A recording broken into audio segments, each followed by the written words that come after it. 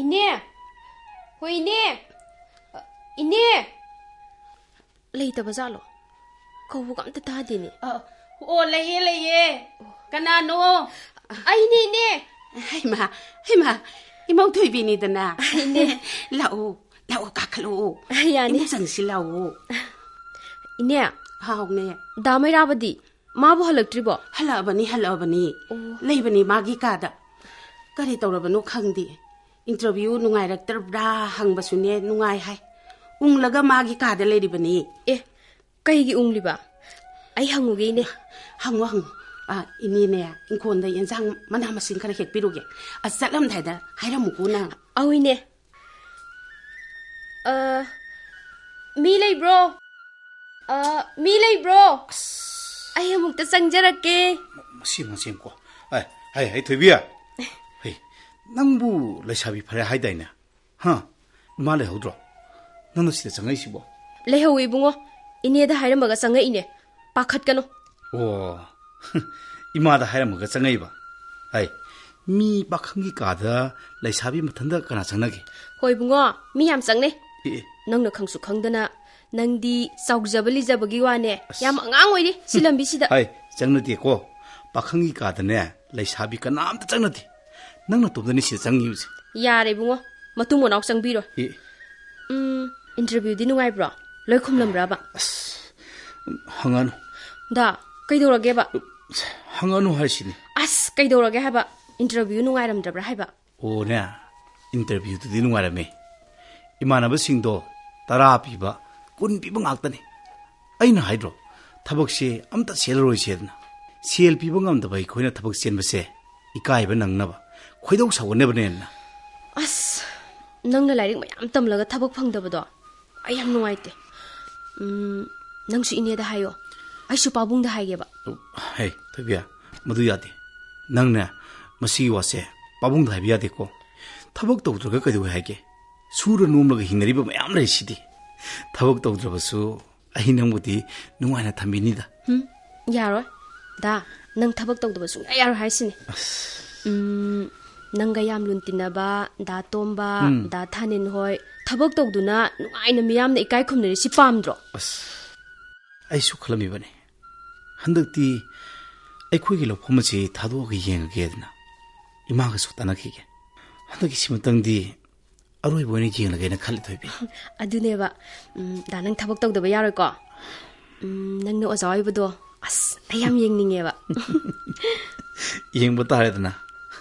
Sara helage hen handakti imada hainarage. Lofom siyon tholagena khale.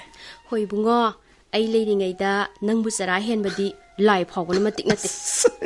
Setale wai phawdi. Pijadrabasu pukase big ethale. Wai nate. Ai bu nangi yam khandabadona. Se phagi tawneba. Thoibi. Nangsi angang oijarabasu nungsibigi lamisidadi nangna tawthorokpa nangna ngangthorokpa aina tamjaninga yam leiri. Asengbagiya. Awoibagiro. Asengbai na ise. Ado handagi thabakse nangai gi thamoi semasi laina ubirabadi soidna khalakane na khalle. Adune kan hona da yadabni ko. Ai soidna khonage. Ado Thoibi. Ai nangunda wamta hagi. Nang ise tombi koi chawbi koi da ibani gi warse li thoptong ko. Adubu kaidorage. Sibu min tongna da bro. Ai liruba nate. Moina pha duna hangine. Ado hairu noba. Nathaki ahal mausing tu nadradi nangbu na manabi kam talai jadrabu nangbo. Aina horuba nate. Moi laksabni kaino. Nangna korubu gati nate ko. Ai saurora. Mi lakna bayam hainu ko. Haiba nate. Aina haibadi loina ganu tinaganu haiba nate. Namanabi kum yam phri oina mausinga phagi jogai du dangang na bado. Madu tawnu haibai wane ina ise. Yare se. Ai dana yadaba amta tawjaroye. Ado inega thabakki wari sanabado kauni ko. Se ai kawloeba. Ai soina haigeba. Ko. Hoi.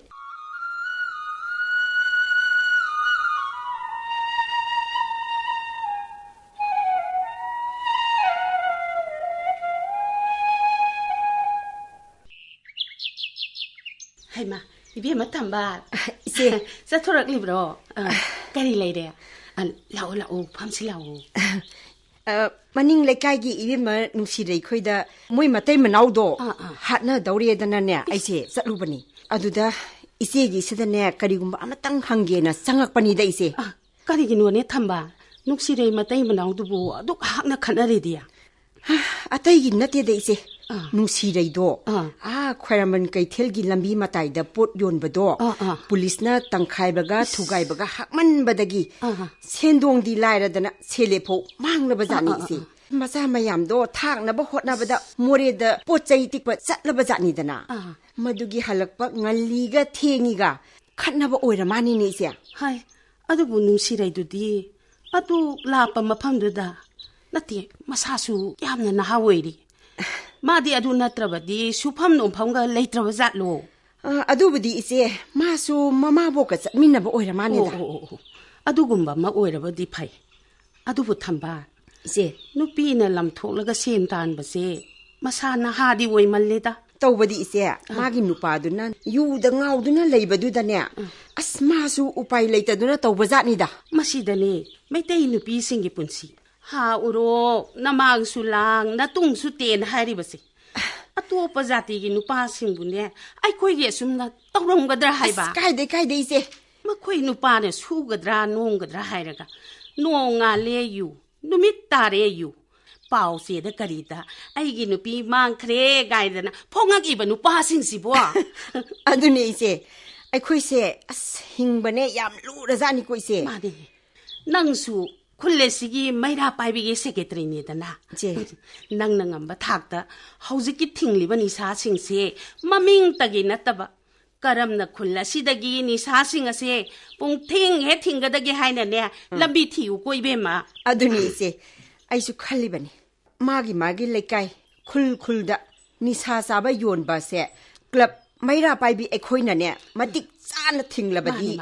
Kara the order basu, Kanabang Gamgadra Calibani say. Aduni Bema, Miawi Tabak when a coidi, Nagal Nam Kapang Yangdana, Kunaigi, Upper Tabakaradine, Tauhaningi. Isia, like I Kulgi Tabakto have a say, As Matayams have Zani Poise. Hoine, Madususumi there. Ado, my conhe. Nang lak took the nalak babu, Gari Tabakino Haiba. Atayna Tede ise Kogi, Poyopat, Kenel Mayagi Lopamdo. Tado ni Haisibu, Sumroisia. You want Batare. Adudisia, I love the Horageba.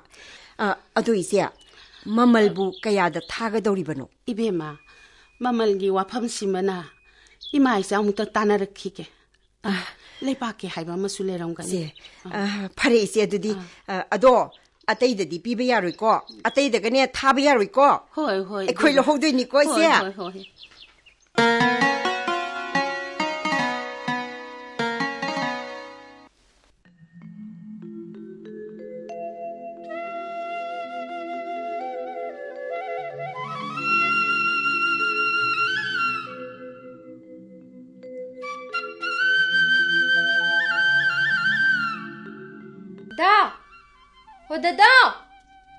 Da!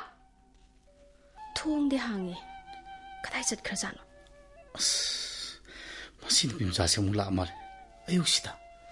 Ine! Hoine! Thoibi! Imadi leitiye! Ai sakhin sak thongi. Somda lao. Nang de sak thongi ra. Imadi dom sam sangam de na ayu angam da gi chakre. Oh. Kainu puri dubo. Ensang ne. Kari thongba. Nga thongba. Karana thongiba. Aina. pu hoyare. Aseng bera. Aseng ne. Se phagi tawni. Thadu aba. Phagi tawni se. Se hido khidoi ne. Se phagi tawni har se. Se phagi tawni se. Se Thoibi se phagi tawni se. Nangi do phagi nate. Mina phagi tawni har se. Piro se yensang do piro se. Piro. Hido khidoi ne. Thoibi thongben sangbu kanan chaning doino. Ai madu phate ko. Se madu phate ba se. Aina nana thongba yensang do yam chaning ye ba se. Se phagi tawni se. Se da piro ba se. Aisu na taw yenge tawuni da. Mina waren kai nanta bu pizage na thongba yensang ne. Kaido ba hidok toino. Ni ima hoi gam ta pijaram jimne. Aidi hidok ya da malaba.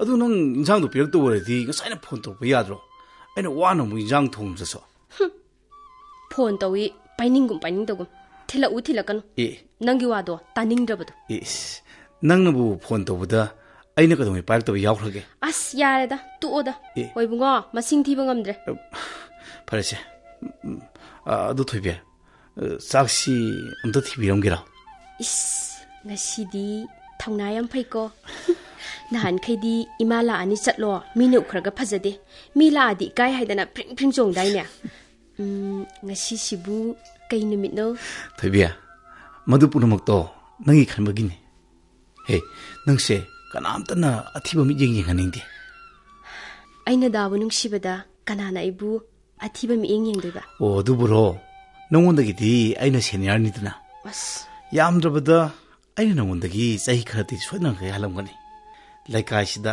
ꯍꯦꯛꯇ ꯍꯥꯏꯅꯈꯤꯗꯣꯏꯅꯤ ꯅꯪꯁꯦ ꯑꯩꯅ ꯅꯝꯗꯨꯅ ꯊꯦꯝꯂꯒ ꯉꯥꯎꯍꯟꯕꯤꯔꯦꯗꯅ ꯑꯁ ꯌꯥꯔꯦꯁꯦ ꯍꯦꯛ ꯇꯧꯔꯒ ꯂꯩꯀꯥꯏꯒꯤ ꯑꯍꯜ ꯍꯦꯛ ꯍꯥꯏꯔꯨꯔꯒ ꯂꯩꯀꯥꯏꯒꯤ ꯃꯤꯅ ꯑꯗꯨ ꯉꯥꯡꯅꯈꯤꯅꯤ ꯑꯗꯥ ꯉꯥꯡꯅꯈꯤꯅꯤ ꯅꯠꯇꯦ ꯑꯩꯈꯣꯏꯕꯨ ꯃꯣꯏꯒꯤ ꯀꯔꯤ ꯑꯀꯥꯏꯕ ꯇꯧꯈ꯭ꯔꯒꯦꯕ ꯍꯥꯏꯌꯣ ꯀꯩ ꯑꯀꯥꯏꯕ ꯇꯧꯈ꯭ꯔꯒꯦꯕ ꯍꯣꯏ ꯕꯨꯡꯉꯣ ꯅꯨꯄꯥ ꯊꯣꯛꯑꯥꯏꯁꯤꯅꯤ ꯏꯟꯈꯠꯂꯛꯄꯗ ꯉꯥꯏꯔꯤꯕꯤ ꯃꯁꯛ ꯃꯇꯧꯁꯨ ꯆꯪꯈꯣꯟꯕꯤ ꯃꯃꯥ ꯃꯄꯥꯒꯤ ꯑꯃꯠꯇ ꯄꯣꯛꯆꯕꯤ ꯅꯍꯥꯛꯄꯨ ꯄꯨꯝꯁꯨꯝ ꯁꯨꯝꯍꯠꯇꯨꯅ ꯉꯥꯎꯍꯟꯕ ꯉꯝꯂꯤꯕ ꯑꯩꯕꯨ ꯅꯨꯄꯥ ꯊꯣꯛꯇꯦ ꯒꯥꯏꯅ ꯍꯣꯏ ꯕꯨꯡꯉꯣ ꯄꯛꯇ꯭ꯔꯦ ꯕꯨꯡꯉꯣ ꯅꯪ ꯅꯨꯄꯥ ꯈꯨꯇꯣꯛꯇꯨꯗꯤ ꯑꯗꯣ ꯅꯪ ꯊꯕꯛꯇꯨꯕꯨ ꯀꯔꯝ ꯀꯥꯟ ꯍꯥꯏꯗꯣꯛꯇꯣꯏꯅꯣ ꯀꯩ ꯍꯥꯏꯔꯤꯒꯦ ꯑꯗꯨꯕꯣ ꯁꯦꯜ ꯄꯤꯔꯝꯗꯥꯏ ꯃꯌꯥꯗꯗꯤ ꯅꯣꯡꯃ ꯅꯤꯅꯤꯗ ꯁꯣꯏꯗꯅ ꯍꯥꯏꯗꯣꯛꯂꯛꯇꯕ ꯍꯦꯛꯇꯅꯤꯡꯉꯤ ꯑꯗꯨꯕꯨ ꯏꯂꯦꯛꯁꯟ ꯃꯃꯥꯡꯁꯤꯗꯗꯤ ꯍꯥꯏꯗꯣꯛꯀꯗ꯭ꯔꯥꯅ ꯈꯜꯂꯦ ꯑꯁ ꯃꯗꯨꯗ ꯈꯔ ꯊꯨꯅ ꯍꯥꯏꯗꯣꯛꯇꯨꯅ ꯈꯜꯂꯛꯑꯗꯤ ꯐꯗꯧꯅꯦ ꯅꯪꯁꯨ ꯂꯥꯏ ꯈꯨꯔꯝꯃꯣ ꯑꯩꯁꯨ ꯀꯟꯅ ꯈꯨꯔꯝꯒꯦ ꯈꯨꯔꯝꯒꯦ ꯑꯗꯨꯗ ꯃꯩꯔꯥ ꯄꯥꯏꯕꯤ ꯁꯦꯀ꯭ꯔꯦꯇꯔꯤ ꯏꯅꯦ ꯊꯝꯕꯥꯜꯁꯦ ꯍꯥꯟꯅꯗꯤ ꯂꯥꯏꯔ ꯏꯅꯥ ꯈꯨꯟꯕ ꯊꯤꯔꯨꯅꯨ ꯃꯁꯥ ꯐꯔꯒ ꯂꯣꯏꯔꯦ ꯍꯥꯏꯅ ꯊꯦꯡꯅꯕꯗ ꯋꯥꯔꯤ ꯌꯥꯝ ꯁꯥꯔꯝꯕꯅꯦ ꯍꯟꯗꯛꯇꯤ ꯀꯧꯕꯒ ꯑꯝꯇ ꯈꯨꯝꯗꯦ ꯀꯩꯒꯤꯅꯣ ꯁꯤꯕꯣ ꯅꯪꯉꯣꯟꯗꯁꯨ ꯃꯗꯨꯒꯤ ꯅꯨꯡꯁꯤꯠꯇꯨ ꯁꯤꯠꯄ ꯍꯧꯔꯛꯂꯕꯣꯏꯔꯦ ꯑꯗꯨꯕꯨ ꯀꯔꯤꯒꯤꯅꯣ ꯍꯥꯏꯕ ꯑꯣ ꯑꯗꯨꯕꯨꯔꯣ ꯑꯩꯒꯤ ꯍꯟꯗꯛꯀꯤ ꯂꯧ ꯌꯣꯟꯕꯗꯣ ꯈꯨꯔꯥꯃꯥꯏ ꯄꯥꯛꯁꯤꯅꯥꯅ ꯂꯧꯈꯤꯗꯅ ꯃꯗꯨꯒꯤ ꯃꯃꯜꯗꯒꯤ ꯃꯥꯅ ꯂꯨꯄꯥ ꯂꯥꯛ 1 ꯇꯥꯔꯒ ꯄꯤꯒꯦꯌꯦ 이씨.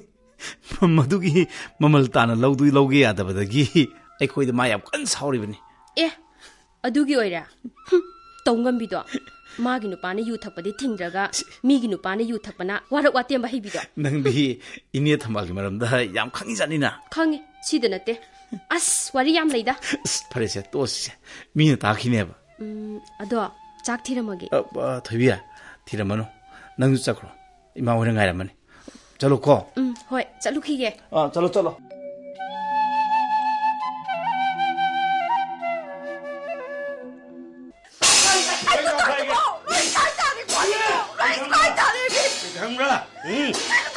이거, 에이, 너가 농안 부대기 아무리도 살립도 시엔단 분야입니다. 이런 거 살기 너무다. 뭐 쌍국도 비와야지 그냥 그래. 그래. 서로 홀거든 게 루파자마. 너무 루파나 들어. 마니, 아이 누파니 알지니. 아주부 너가 юм직이 아와나 뿜버 부붕 안 내나 시엔달음니나 거. 뭐막 낭 부다. 보리시디, 아이는 로이는 보리시디. 낭나 이 자식이 많이 마신 깜빡이, 자나나박이, 시에나나박이. 너무 따시라 이 수마인 동시에나 하이비브라. 에이, 마주 분노 막두 감니에 따오리바 나트라. 나지, 낭은 머리에 쌀리 지부 마주 분노 감니에 따오리 나트라. 감드래, 아이 감드래. 이분기 원하보다 난게 아육농 생기요 탁치한 혼나보 원하보다. 아이 감드래. 바이. 아주 되나? 낭 마시대 머리에 잡고 죽어야. 잘로이! 이 성잡 잘로이! 자가노! 아이 뭐 짜닝다는 짠뿌러! 시야. 이 자식시에 짜다보는 시원 나래 하이다는 짠뿌니. 낭고만 누파시 몰래 가이시대가 나 야우리게. 시야. 아이 순애. 아이 수이사가 이 부러이버가 누가이나 라이버도 밤에. 밤니. 타박할락들에 아이다나 뭐 유달라이 주라가 봐보러. 다가니. 유달는 다가니.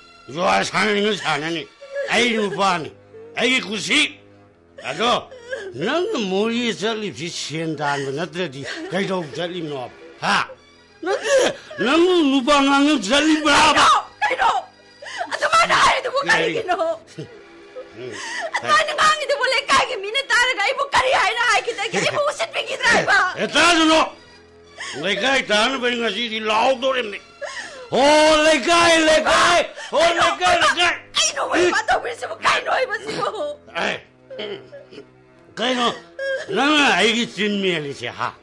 Kai no ba chin me li che. Wei ba lekai gi mamang sida ne adu mai na law bi ro. Che. Jingwa na ba tam ma paisa ne. Silo bi ro. Sai no bi ro pa ya da. Tang na ngang i do ai ta ba ngam. Nang mai ru thu ga ni na. Nang na saning ba salam ni na na. Ai na hai ba nang ngam no hona ta ba. Ai sale ko. Enjang hau lam ko na ta na mai ro. Thu ga ai dam ni na mai thu ga ai da. Ai gi rai bak sibu asuk yam na thi na tabira mi sibu kari gi no. Ai muk tu na hing ba sibu ka dai da lai rong ki ka dai ki.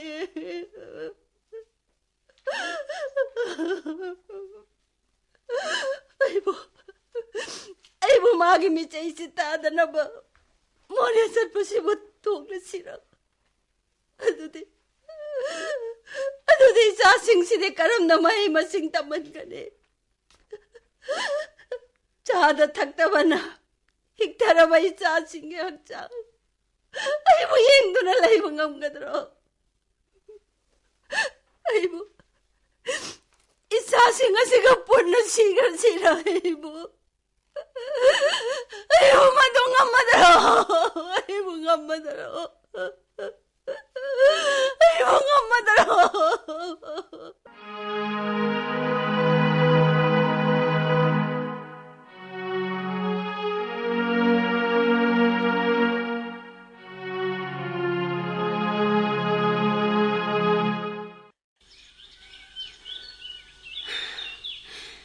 Masibu hauna barane. Tabak happy ge. Sel piyo haidana laukraka. Happy drabanina sel do hanbiro hairubada.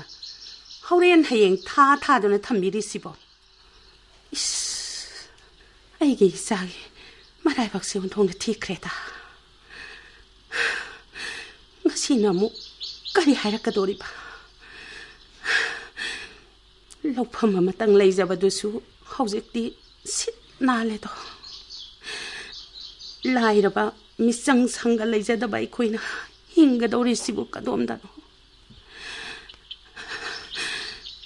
Het taibang mapu lairaba ikoige awabase no mata subidrabra. Senjao paiba angamba thau singi sangai data lengdana laikrabra. Pangal solabi upai leitrabi lairabi mama haina ning bakaira bai sagi mai thong se kayam kuina no yengduna laigadori sibo.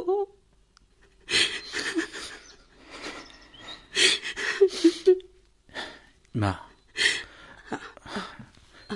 kaidora kabri roima magi bungo karigino asuk thinglakli bedi thengnarakbro ha kari haida iya piraklabro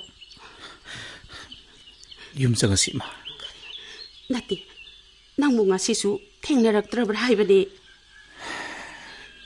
thengnar ima pirakti election gi sel yam chili vote uraga pirage hai ma aidi senpham do handuro kan hebai thajatri ma adu bu hekte yabrane thabak hapangam loidaba madi karigi sel do kokthong ma lauri banu haiba phai khangade ai hayeng magi kwata da sakre nate ma chalagumsi mana tharak matam do ngairasi ai mangonda hajaba yaba hajarabani aina hajaba mangonda tabi badi laradna aingonda onchindunu bu sauri punokse aina sarkar gi thabak tabu pamluduna magi mayumda sel thilubado maduna aigi iral oirame ma madu wekte yabrane natine kapkan hoisasidi sen singdo mangge harba su mangja krasan atubu imai sagi mit ki piase ꯂꯦꯝꯅꯗꯤ ꯃꯥꯡꯗꯕ ꯑꯣꯏꯁꯅꯨ ꯃꯥꯒꯤ ꯍꯟꯗꯛꯀꯤ vote ꯑꯁꯤꯗꯗꯤꯅꯦ ꯃꯥꯏꯊꯤꯕ ꯑꯣꯏꯔꯁꯅꯨ ꯃꯥ ꯄꯥꯕꯨꯡꯅ ꯊꯝꯕꯤꯔꯝꯕ ꯏꯃꯥ ꯏꯆꯥꯒꯤ ꯍꯤꯡꯅꯕꯒꯤ ꯂꯝꯕꯤ ꯑꯣꯏꯖꯔꯝꯕ ꯂꯧꯐꯝ ꯑꯗꯣ ꯃꯩꯔꯥꯕ ꯑꯗꯨꯁꯨ ꯃꯥꯡꯈ꯭ꯔꯦ ꯑꯩꯈꯣꯏ ꯏꯃꯥ ꯃꯩꯔꯥꯕ ꯁꯤ ꯀꯞꯀꯅꯨ ꯍꯥꯏꯕꯅꯤ ꯁꯤꯕꯨ ꯏꯆꯥꯅꯔꯣ ꯃꯇꯝꯁꯤꯒꯤ ꯐꯠꯇ꯭ꯔꯕ ꯌꯥꯏꯇꯣꯡ ꯈꯝꯗꯣꯡꯕ ꯐꯝꯅꯥꯏꯕ ꯉꯝ ꯃꯊꯧꯁꯤꯡ ꯑꯁꯤꯒꯤꯅꯦ ꯈꯣꯏꯆꯥꯛꯀꯤ ꯂꯥꯡꯗ ꯏꯃꯥ ꯏꯆꯥꯅ ꯊꯨꯔꯨꯕꯅꯦ ꯊꯕꯛ ꯇꯧꯗ꯭ꯔꯒ ꯃꯤꯕꯨ ꯃꯤꯃꯥꯡ ꯊꯣꯛꯅ ꯍꯤꯡꯕ ꯉꯝꯂꯣꯏ ꯍꯥꯏꯕ꯭ꯔꯣ ꯊꯣꯏꯕꯤꯅꯤ ꯍꯜꯂꯣ ꯊꯣꯏꯕꯤ ꯍꯜꯂꯣ ꯀꯩꯅꯣ ꯀꯩꯗꯧꯕ ꯌꯥꯎꯔꯒꯦ ꯉꯁꯥꯏꯗꯩ ꯐꯣꯟ ꯄꯥꯏꯗ꯭ꯔꯤꯗꯨꯕꯣ ꯑꯩ ꯃꯤ ꯑꯃ ꯎꯅꯕꯒꯤ ꯉꯥꯏꯗꯨꯅ ꯐꯣꯟ ꯑꯁꯤ ꯁꯥꯏꯂꯦꯟꯗ ꯊꯝꯂꯨꯕꯅꯦ ꯈꯪꯍꯧꯗ꯭ꯔꯦ ꯑꯗꯣ ꯃꯤꯅ ꯐꯣꯟ ꯇꯧꯔꯛꯑꯗꯤ ꯀꯣꯜ ꯕꯦꯛ ꯇꯧꯔꯛꯎ ꯌꯥꯗ꯭ꯔꯣ ꯑꯩꯁꯨ ꯋꯥꯈꯜ ꯑꯃꯗ ꯎꯗꯨꯅ ꯀꯨꯏꯗ꯭ꯔꯤꯌꯦ ꯐꯣꯟ ꯁꯦꯡꯕ ꯀꯩ ꯋꯥꯈꯜꯅꯣ ꯍꯥꯏꯁꯦ ꯍꯧꯖꯤꯛ ꯀꯥꯏ ꯂꯩꯒꯦ ꯀꯃꯥꯏꯅ ꯇꯧꯔꯒꯦ ꯁꯦꯜꯗꯤ ꯍꯜꯂꯛꯂꯕꯣ ꯌꯨꯝꯗ ꯂꯩꯔꯦ ꯁꯦꯜꯗꯤ ꯄꯤꯔꯛꯇ꯭ꯔꯦ ꯑꯁ ꯀꯔꯝ ꯀꯥꯟꯗ ꯄꯤꯔꯛꯀꯅꯤ ꯍꯥꯏꯒꯦ ꯑꯗꯨꯕꯣ ꯕꯣꯠ ꯂꯣꯏꯔꯒ ꯄꯤꯒꯅꯤ ꯍꯥꯏ ꯄꯤꯔꯅꯤ ꯀꯥꯒꯅꯤ ꯀꯥꯔꯁꯨ ꯈꯪꯗꯕ ꯃꯥꯕꯨ ꯃꯥꯗ ꯃꯗꯨꯒꯤ ꯁꯦꯟꯗꯣ ꯁꯤꯖꯤꯟꯅꯔꯒꯅꯦ ꯃꯨꯠꯄ ꯑꯣꯏꯔꯁꯨ ꯊꯣꯏꯕꯤꯁꯦ ꯀꯣꯟꯅ ꯁꯥꯟꯅꯔꯁꯤ ꯊꯝꯃꯣꯁꯦ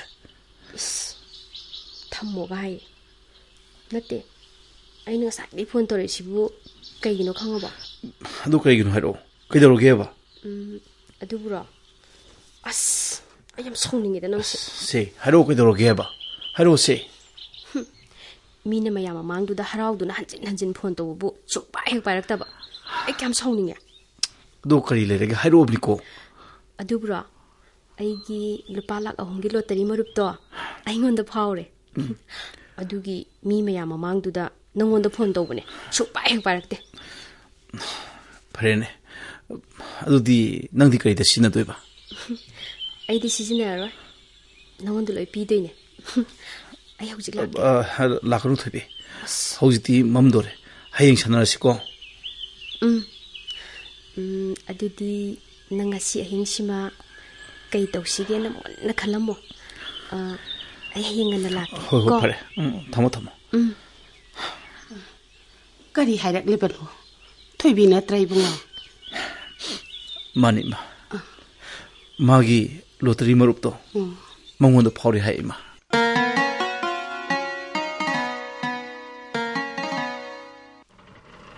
ꯃꯁꯤꯕꯨ ꯑꯩꯈꯣꯏ ꯂꯩꯀꯥꯏꯒꯤ ꯃꯩꯔꯥꯕꯗꯣ ꯃꯥꯟꯈ꯭ꯔꯦꯗ ꯅꯠꯇ꯭ꯔꯅꯦ ꯃꯥꯅꯤꯗ ꯃꯩꯔꯥꯕ ꯑꯣ ꯃꯩꯔꯥꯕꯣ ꯕꯨꯡꯉꯣ ꯅꯪꯕꯨ ꯃꯩꯔꯥꯕ ꯅꯠꯇ꯭ꯔꯅꯦ ꯑꯧ ꯃꯥꯅꯦ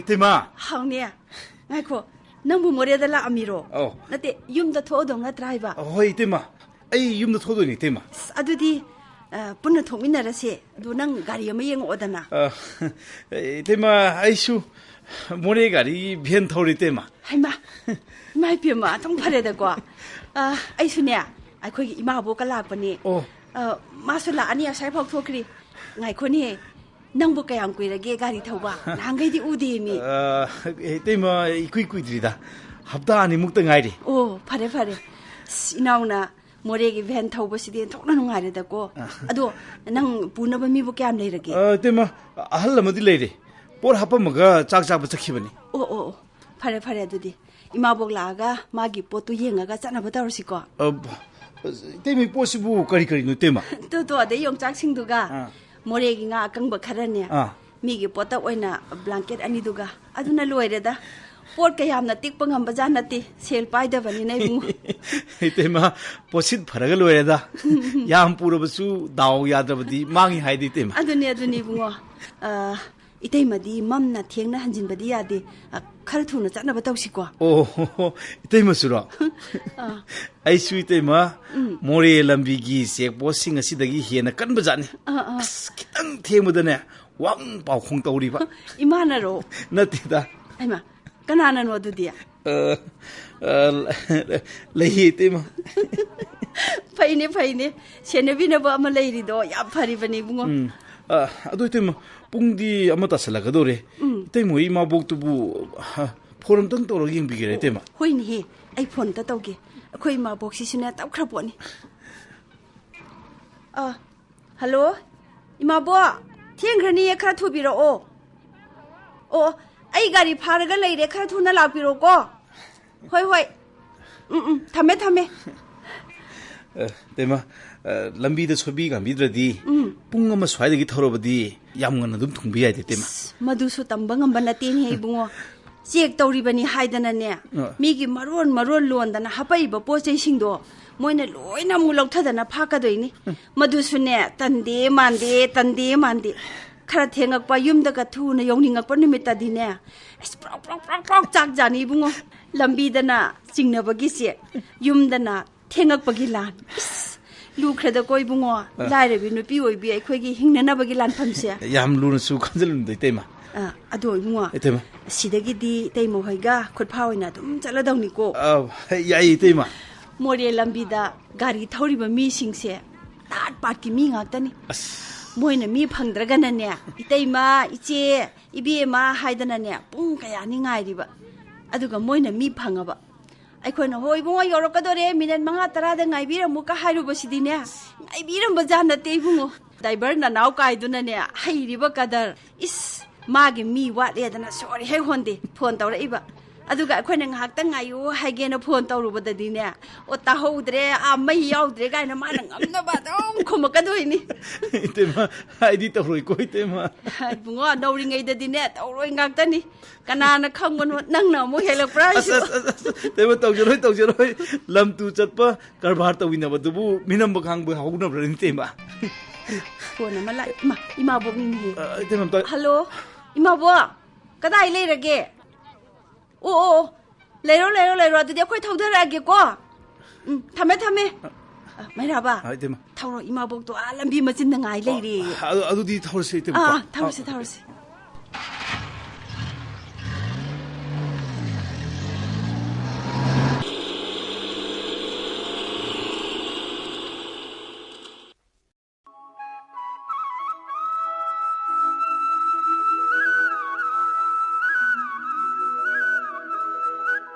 इने हावने दामेराबाबु मागी थबा हाइदोकपा यारोक्तबगी उंगा फंबी अहिंग तुमदबिदु तौरिबो कदाइदे मधु का तौखिद्रे इने दिने कयाद पाखलुरे मागी थबक यारोक्तबदुदी कयाबु खलुदे हाइबा इसासे wakal seran turan taudana mahanglagandra khanduna inedi ahing tumbaga yabana tene matamdu adune ne aidi magi mataududa wari sabasu yada phone tawbasu paida as ai sham kapine adupuna ma uvidana imau thoibigi marupto kok he phawraktana haujiti nangdada se sen tanbada tumba jaba khangkidredana adoine dana amumu more sangba thorakpada ꯁꯦꯜꯕꯨ ꯀꯌꯥꯃꯨꯛ ꯄꯨꯔꯛꯀꯦ ꯀꯔꯤꯅꯣ ꯍꯥꯏꯁꯤꯕꯣ ꯅꯪ ꯗꯥꯅ ꯅꯪꯉꯣꯟꯗ ꯑꯃꯠꯇ ꯍꯥꯏꯗꯕ꯭ꯔꯅꯦ ꯏꯕꯦꯝꯃ ꯍꯥꯏꯗꯤꯌꯦꯅꯦ ꯑꯗꯨꯕꯨꯔꯣ ꯍꯧꯖꯤꯛ ꯐꯥꯎꯕꯒꯤꯗꯤꯅꯦ ꯂꯥꯏꯅ ꯆꯥꯟꯕꯤꯔꯦ ꯍꯥꯏꯇꯥꯔꯦ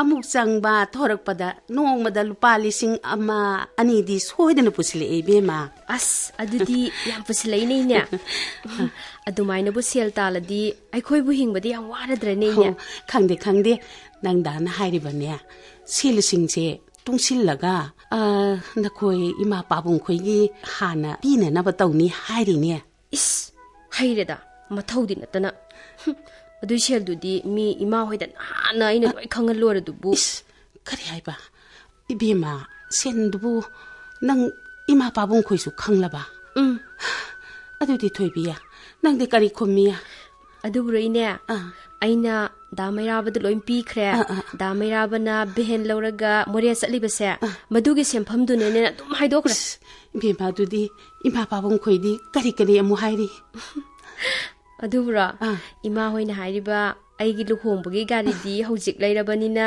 ꯍꯌꯦꯡ ꯂꯨꯍꯣꯡꯕꯗ ꯍꯥꯞꯄꯤꯔꯔꯣꯏ ꯍꯥꯏꯔꯤꯕ ꯊꯣꯏꯕꯤꯌꯥ ꯅꯪꯁꯦ ꯏꯃꯥ ꯏꯆꯥꯒꯤꯗꯤꯅꯦ ꯂꯥꯏꯅ ꯊꯥꯕꯤꯔꯛꯄ ꯍꯥꯏꯕꯗꯣ ꯍꯦꯛ ꯑꯣꯏꯔꯕꯅꯤ ꯅꯪ ꯂꯩꯔꯝꯗ꯭ꯔꯕ ꯏꯃꯥ ꯏꯆꯥꯒꯤ ꯄꯨꯟꯁꯤꯁꯦ ꯀꯔꯤ ꯑꯣꯏꯔꯝꯒꯗꯧꯕ ꯈꯟꯕꯗ ꯃꯝꯃꯤ ꯏꯕꯦꯝꯃ ꯀꯩꯗꯧꯔꯖꯥꯠꯅꯣ ꯑꯃꯨꯛ ꯍꯜꯂꯛꯏꯁꯤꯅ 이봉아 ꯀꯩꯗꯧꯔꯦ ꯑꯃꯨꯛ ꯍꯖꯤꯜꯂꯛꯑꯗꯤ ꯒꯥꯔꯤ ꯌꯥꯗ꯭ꯔꯕ꯭ꯔꯣ ꯀꯩꯁꯨ ꯇꯧꯗꯦ ꯏꯃꯥ ꯇꯦꯅꯧꯄꯜꯗ ꯍꯧꯖꯤꯛ ꯈꯨꯗꯛꯇ ꯕꯟ ꯇꯧꯈ꯭ꯔꯦ ꯏꯁ ꯄꯂꯦꯟꯗꯒꯤ ꯍꯜꯂꯛꯄꯅꯤ ꯀꯔꯤ ꯃꯔꯝꯒꯤꯅꯣꯅꯦ ꯈꯨꯗꯛꯇ ꯕꯟ ꯇꯧꯔꯤꯗꯨꯗꯤ ꯑꯣ ꯇꯦꯅꯧꯄꯜ ꯈꯨꯜꯒꯤ ꯆꯤꯌꯥꯔꯃꯦꯟꯗꯣ ꯉꯁꯤ ꯑꯍꯤꯡ ꯃꯁꯛ ꯈꯪꯗꯕꯁꯤꯡꯅ ꯐꯥꯈ꯭ꯔꯦꯌꯦ ꯃꯗꯨ ꯊꯥꯗꯣꯛꯇ꯭ꯔꯤꯐꯥꯎ ꯂꯝꯕꯤ ꯕꯟ ꯇꯧꯅꯦꯅ ꯀꯟꯅ ꯇꯧꯍꯧꯔꯤ ꯈꯪꯗ꯭ꯔꯦꯅꯦ ꯇꯧꯔꯤꯁꯦ ꯍꯣ ꯐꯔꯦ ꯐꯔꯦ ꯄꯣꯊꯥꯔꯣ ꯏꯃꯥꯅꯦ ꯆꯥꯛ ꯈꯖꯤꯛꯇꯪ ꯊꯣꯡꯒꯠꯀꯦ ꯊꯣꯏꯕꯤ 이니가 ꯆꯥꯛ ꯆꯥꯔꯒ ꯍꯟꯒꯗꯕꯅꯤꯀꯣ ꯍꯣꯏꯅꯦ ꯊꯣꯏꯕꯤ ꯅꯪ ꯂꯥꯛꯑꯃꯤꯔꯣ ꯂꯥꯛꯑꯝꯃꯤ 이마가 ꯀꯩ ꯋꯥꯔꯤ ꯁꯥꯟꯅꯔꯝꯃꯤꯕ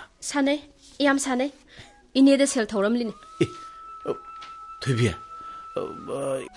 ꯀꯩꯒꯤꯅꯣ ꯅꯪꯅ ꯑꯩꯒꯤ ꯁꯦꯜꯁꯤꯡꯅꯤ ꯍꯥꯏꯁꯦ ꯑꯗꯨꯕꯨ ꯀꯔꯤ ꯀꯥꯏꯒꯦ ꯅꯠꯇꯦ ꯑꯗꯨ ꯌꯥꯝꯕ ꯁꯦꯜꯗꯣ ꯁꯤꯡꯗ꯭ꯔꯗꯤ ꯏꯃꯥ ꯄꯥꯕꯨꯡ ꯈꯣꯏꯅ ꯈꯪꯂꯕꯗꯤ ꯑꯩꯕꯨ ꯀꯔꯤꯅꯦꯅ ꯈꯟꯈꯤꯗꯣꯏꯅꯣ ꯍꯣꯏ ꯕꯨꯡꯉꯣ ꯏꯃꯥ ꯍꯣꯏ ꯂꯣꯏ ꯈꯪꯉꯝꯅꯦ ꯀꯩꯒꯤꯅꯣ ꯅꯪꯅ ꯑꯩꯁꯦ ꯃꯤꯇꯣꯞ ꯇꯧꯅ ꯎꯔꯤꯁꯦ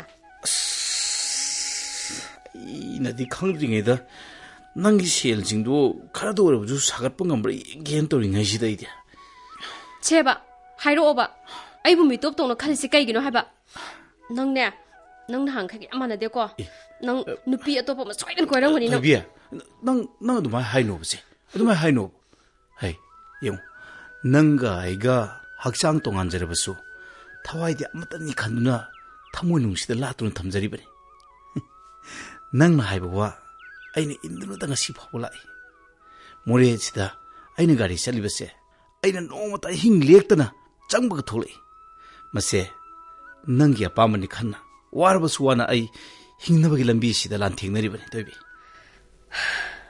ꯈꯪꯗꯦ ꯅꯪꯁꯦ ꯑꯩ ꯈꯛꯇꯒꯤ ꯑꯣꯏꯅꯤꯡꯉꯤ ꯅꯪꯕꯨ ꯅꯣꯡꯃꯇ ꯎꯗꯕꯗ ꯑꯩ ꯂꯩꯕ ꯉꯝꯗꯦꯗ ꯊꯣꯏꯕꯤ ꯃꯄꯣꯛꯁꯤꯗ ꯅꯠꯇꯅ ꯃꯄꯣꯛ ꯇꯔꯦꯠꯂꯛꯇ ꯅꯪꯕꯨ ꯑꯩꯒꯤꯗ ꯑꯣꯏꯖꯒꯦꯀꯣ ꯊꯣꯏꯕꯤ ꯗꯥ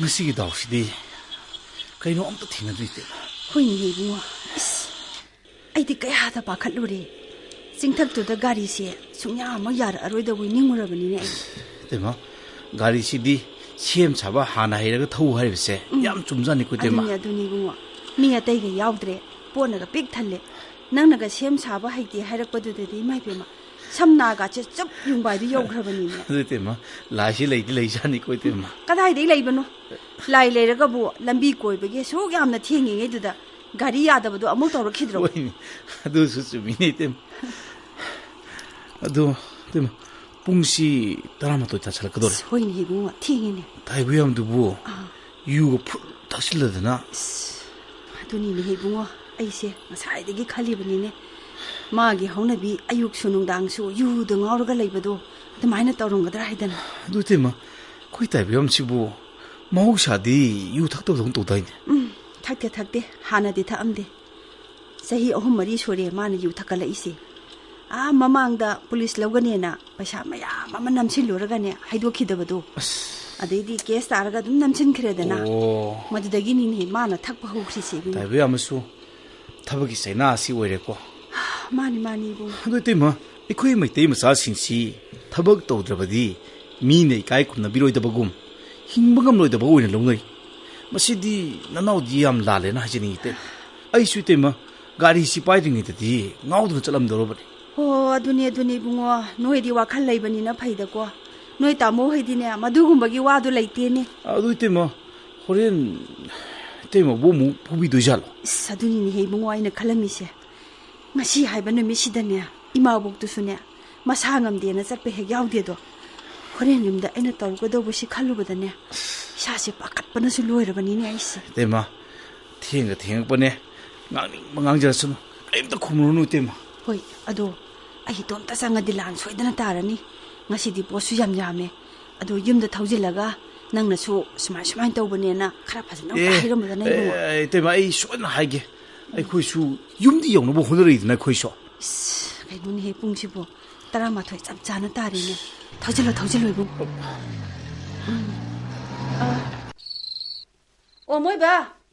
ꯃꯣꯏ ꯕꯕꯥ ꯑꯩ ꯂꯥꯛꯑꯦ ꯊꯣꯡꯗ ꯍꯥꯡꯗꯣꯛꯄꯤꯌꯣ. ꯆꯥꯊꯣꯝꯕꯤ. ꯕꯨꯡꯉꯣ.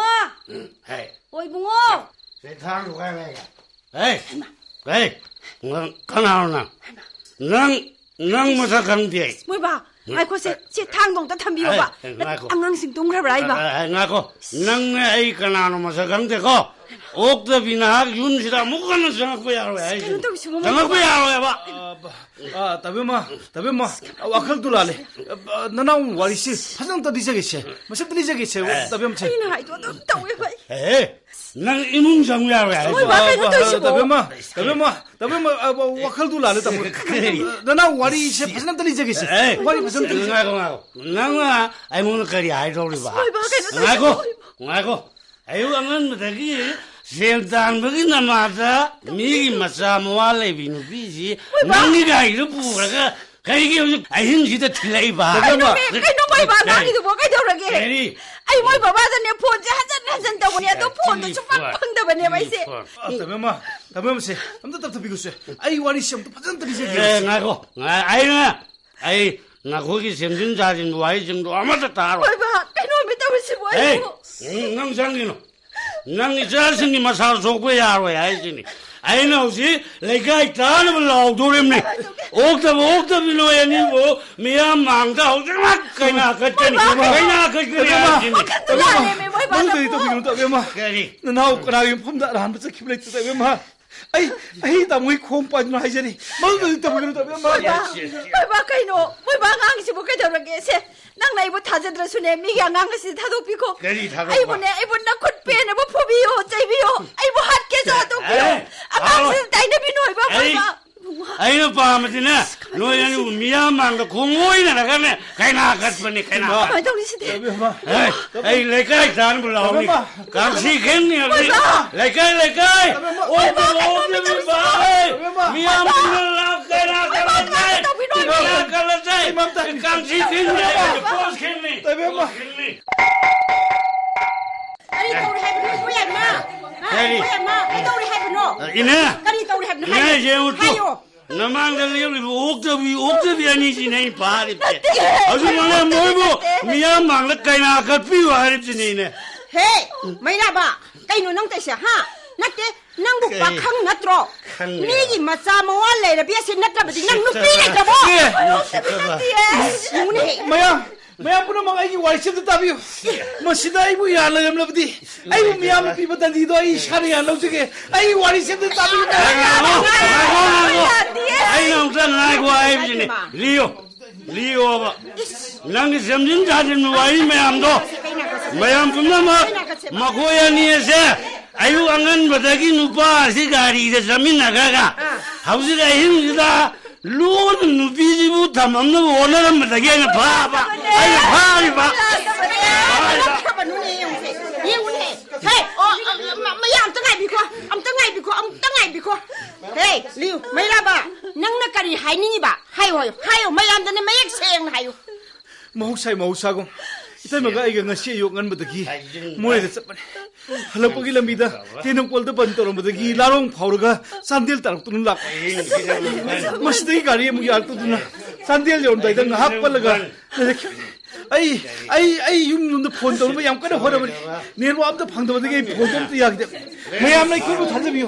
Ay ko na alam ka na to kibra te. Mayam na ikulo. Ako alam magta tawkide. Ya braba. Oh, amta ngai biko.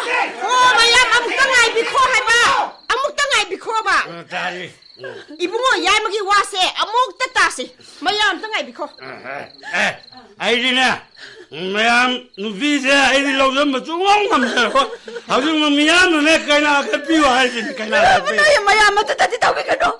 Mayam matutati tawbi kano. Ay ko kari ko baran balisan amatasan ke balay tiye. Mayam. Ay nisa papangam na ba? Laita lara tijabane. Ay nahari ba sa ong tati tasabiyo na ini. Ay mo tasabiyo. Hey, laita lara tibabu. Nacha nawale rabi nang na migi masa pakang asiga amam aten kangdana satpa hauna brada. Mayam pura ma. Amta ngai bigo mayam pura ma. Itay masi. Ay na yung napudo na chakrabadi. mayam yaraba natra. Tay magi bungo. Tay magi bungo. Tema. Saslo tema. Lao saslo tema. Meiraba. Tay magi bungo.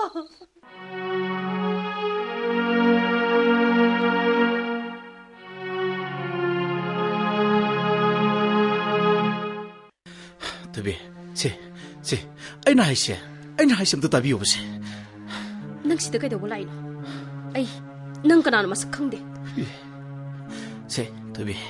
Aina ngoda sengdokpagi tanjam ta di pibiyuse. Kari gi sengdokpa. Ina sina taraba. Imang makta thokkiba thodokpu. Nangi karama semjin sajinba wahaina. Nangbu nara leite na chenga dori. Leite. Ai iral sulai leite. Medical science ki mateng nang lai ngoda chingnari bada. Madu punumak sindu khangba yakare. Ban bloke na thalaba lamdam sida. Hinigi mapok ta pokluba ai iral. Numitusu nang na haiba yathang inaba khonabada. Ai mata sumure da leitana. Thenglabasu thengna ai yumda di yorok hadum lakhiba. Aina moreda ahing leitana ba haibudusu sajat ado chattana bagi nang landi hairabadi karige asumagi damak miyam duga thengna bangamde matamduda ai wapum du kana tabiki hayure makoi khudi mangna ai bu no ki komda chingthana ba hoda khibana tra nang bu naransi haiduna bu masa mawa leirabi nupi dubu nang na khudang paiduna pukhibana tra Thoibi aina itei mu pudunu chadibado aina makoidagi na thaigi budusu nangi tamaktane Kari, masa mawa leirabi nupi dugi khudang paiduna pukhibadubu aigi dama Mane, madu nangi damuktane madu na lamdrabati mayamduna ibu namduna mafamadu kain hakala mudra miyam mangda nang na khudang paiduna pukhibi nupi du karigi nam thak tokduna mapamda thinjali nangi na thakta mahana karisu torokpa ngamloi khanbro ai nangbu tukut asum kaino masak khangdaba na khoina aibu idal pirabasu Logana nomata nomadi shodam kidi masak tala khigane nakhoina satpa aron ba sajat taibang mapuna amadi miyam na sairak pira phau nang ne phamda pamni sikaino be laira bo oruna ai matam pumbada nangi na tengni rakhi adubu Thoibi ngasi di aina nangi na nakta lakli base ai gi asumba ai gi nungsibado nang na masak khangbiyo hajage na lakpane Aina harsini. Aina mu punchi sida kaina ba sungam lo Thoibi. Nangi adugma wahaido. Aigi phamda tanabagi matam leite. Chatkro. Nasaktu yening. Thoibi. Ima koi laglaga ibu karini khanthini. Pare. Aisha take. Miyam pumbuna aigi mayok tu leiduna. Aibu iral pirabasu. Ai mai khoi budi. Mayok na bangap kare. Adu Thoibi. Nangi asawbo sapam nangi akan mamisai di ai mi ko amata su ta dun lai bangam la ai gi misai ta bangam haraga kari gi hanjin ngang halle chatkro ai nang bu yeng de chatkro hai pare Thoibi nang na ta ning draba ai gi khonjai nang na yen draba ai gi sapam mapok si magina gi namang do ular ai amu khana nagi namang do le Thoibi ai sa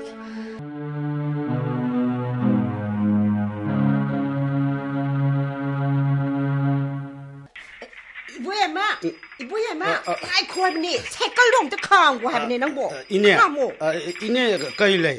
Kari na ti bungo, kam dau sigya. Ha. Kai Nungshirei gi mabung na aingon da case pandu na police ki samon tharap tu na. Ai bu police station da lang na ba kauri se. Kai dau se habno ba. ai sune ine. Hey, nang budi masana ta bani ne. Ai bu kari gi sen hali bano. Nang na kadu bai sen hali no ba I. Yam thuna ne police station da satlaga sengu sona. Aduga ne na bai da su hayu. Ini di yaw di haitana. Ai sune Nungshirei khoi da chatlubani. Ibai di thengnarakti. Nungshirei na mangonda haijabana yaroi. Meiraba da haijagdabani. Magi mang kharbai jat ado ko ngaba mangonda makhong pairaga haijarusu. Maduda mana ngakpirak labdi mabu lawbu lao. Adu natradi aigi sakshi magi mangda amuk hanna utkanu hairi nina. Madudi masana ta bani ne. Pumna makshe nang na ne yu ngaw ba dagi natro. Ine ai yam lan khene. Aduna ai Meiraba gi mafamda ngakti yu haijage dun la imni. Haijaba ta bani ne. Lalabadi hal angang thide. Hey, पंगनु हे इने हंदकी मतंग से इबुंगो मैराबने यारमद्रदी नंग आई jail यौगदौरिबनिने इने आइदी सेराक अदुगिदमक्तदी अकीब लैते नुमितुदा मान आइगी खोंग पाइदना हाइजखिबा अइना ताबीदना माबु कोकपा ngamlaroidaba maral pikhibado ai yam lan khreine aduna haujikti nang aina ne magi mafamda sengdokpa tabani ine isi sakhina ne aibu kaya da warauramgani hey chalo chase khathuna aisu ne isi sakhida ne wafam se sengdoktaba ya chalo ine as imagi Meiraba Isi sakhi nanaw bungak piu namak se aikhoisu yu ngawba mahak na ngangba wabu thajarubadagi mi se mani aiha ise gi mafamda ne yamna lankhre aikhoi tasengna ise da lankhre imagi bungo nang siwan thong na narai bak ti kre da koi magi idomsa karigi sumana sum kaptana lebirimno se aibu amukta nachin pena chaibi udomsa aibu amukta nachin pena chaibi udomsa ngasi suna khoi karamba maran piduna yum masi kaina basinba laglibano se makhe sipayo yum se tangoi tana sakpudu natro nakhoina pamli base bema thoibiya wakhal do onare aikhoi ibungo Meirabada lankiba adugidamakta ngakpiu haijagi lakpani nang saukhini bema kari saukhinu kari gi lale haijaba mi bu sanghat halaga lale hairaga yabro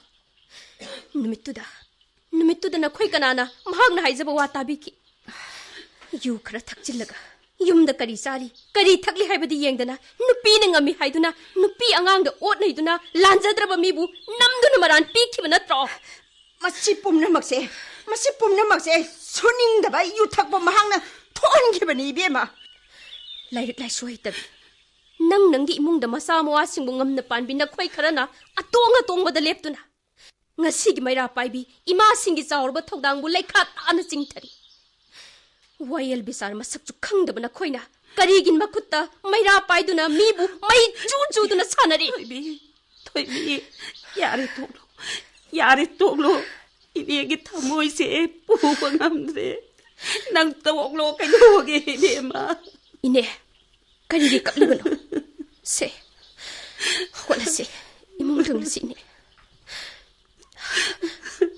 da Meiraba kaisake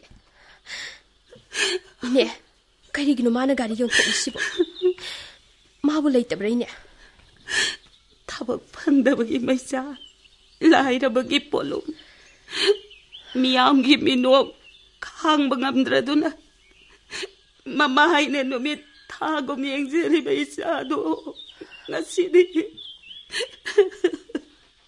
mama haibu thadoglam yumse thadoglam la satkrene be kari ai baine dabo ibage bongo kari ai sibuine satkre mahak satkre se bema mana ina masiti se mama ina loiba pawba paba ngamdana thamoy se kaire siti kadai no ine kadai da no mana chani siti sida kari iriba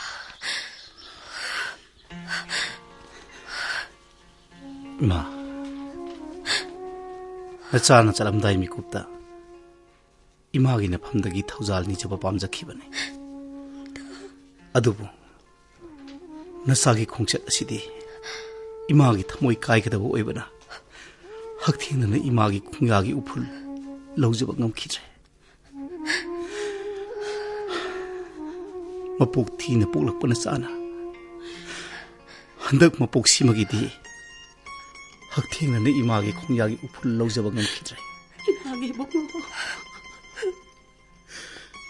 mapok thina poklabana chana handak mapok simagidi imagi laban singba gamlamtre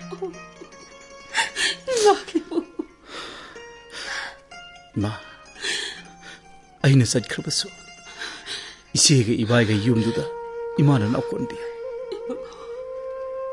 이마기 우부다 나짜는 센펌 크라 탐자란바네 센펌도 토이비드 크라 비비오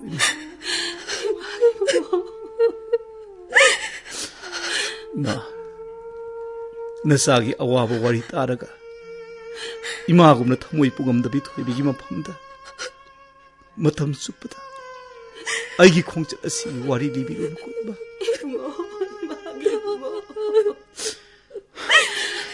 Sumbagi kisi thopina ba Thoudok togi awabu wari tabina ba Nasagi ni haibada kana laitraba su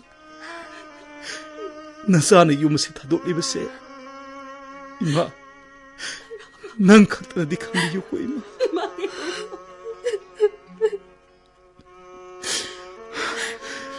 Thoudok togi minok misay kibadagi Ay Michel Natte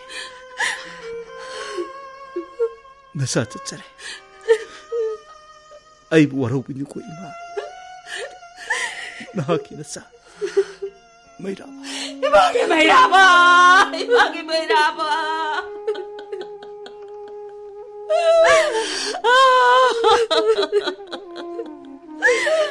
nang yaudana imana karamna taibang pas na hingduna layo hariba no na imagi bungo Imagi bungo Nanghon na lale hay jaba lagi basingse Nanganamag tadingag piramag ko lawo Imagi bungo Imagi bungo Da Nang ay buwaraw-raw Tamoy sayaka ang mangamdrado na Ay na nangon na nga ang kibane Ay nangukay na magamloy Ay magkarigit tanong to na tsanliman Ay nangon na yamlahan ka